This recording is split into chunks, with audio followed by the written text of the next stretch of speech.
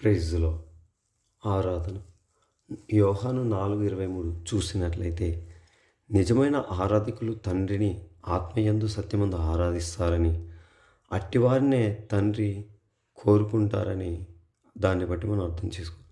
దేవుడు కోరుకునేది మన హృదయం. ఆరాధన అనేది దేవుడు ముందు పెట్టే ఒక హృదయ సమర్పణ. ఒకటి, ఆరాధన అంటే దేవుని విలువను గుర్తించడం. ఆరాధన యొక్క మూలపదం వర్షిప్ అంటే దేవుడు ఎంత విలువైనవాడో అంగీకరించడం. మనం పలుమార్లు అంటాం, ప్రభా నీవే సమస్తము సమస్తము అని. అది కేవలం మాటగా కాకుండా అది మన ఆత్మ నుండి వచ్చే అంగీకారంగా చెప్పబడాలి. కీర్తనలు 29:2 చూసి అర్థం చేసుకోవాల్సింది, ఆయన నామమునకు తగిన మహిమనిచ్చి పరిశుద్ధతలో యెహోవాను ఆరాధించాలని దాని అర్థం. అంటే దేవుని మహిమను అర్థం చేసుకోవడంతో పాటు ఆయనకు సరిపడే గౌరవాన్ని ఇవ్వటం. ఆరాధన అనేది మన స్థాయి తగ్గించుకొని దేవుని స్థాయిని పెంచడం. 2, నిజమైన ఆరాధనకు కావలసింది స్థలం కాదు, మన హృదయం.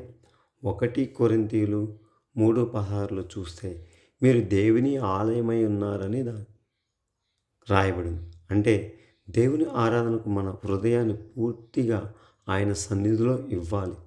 3, ఆరాధన అంటే మనం ఎవరో మర్చిపోయి ఆయన ఎవరో గుర్తు చేసుకోవడం. కీర్తనలు 95:7 చూసి అర్థం చేసుకోవాల్సింది, అక్కడ లోతైన సత్యం ఉంది. మనం ఆయన్ని నమస్కరించినప్పుడు, మనస్ఫూర్తిగా ఆయన ఆరాధించినప్పుడు మన అహంకారం, మన గర్వం కరుగుతాయి. అక్కడే దేవుని ఆత్మ మనలో పనిచేస్తుంది. ఆరాధనలో దేవుడు మనల్ని మారుస్తాడు. 4, ఆరాధన అంటే కృతజ్ఞతతో నిండిన హృదయం. కీర్తనలు 104 చూసి కృతజ్ఞత అర్పణలు చెల్లించుచు ఆయన గుమ్మంలో ప్రవేశించుడి. అంటే ఆరాధన కృతజ్ఞతతో మొదలవుతుంది.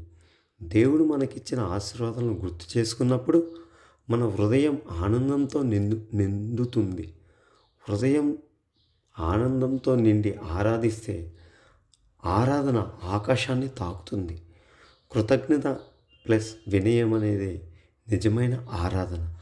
మన నిజమైన ఆరాధన కేవలం ఒక ఆదివారమే కాకుండా ప్రతిరోజు జీవన విధంగా మార్చబడినప్పుడు మన జీవితమంతా ఆరాధనగా మార్చబడి దేవుడు మనలో ప్రత్యక్షమవుతాడు. ఈ వాక్యం మన జీవితంలో నెరవేర్చబడును గాక. ఆమేన్.